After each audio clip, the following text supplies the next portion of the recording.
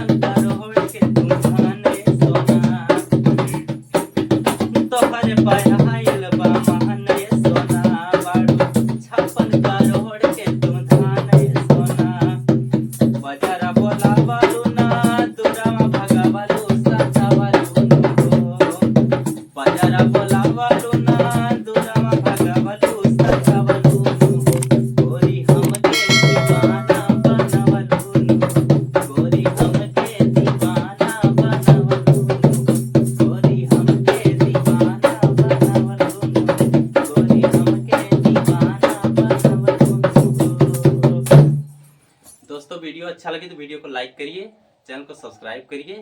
धन्यवाद।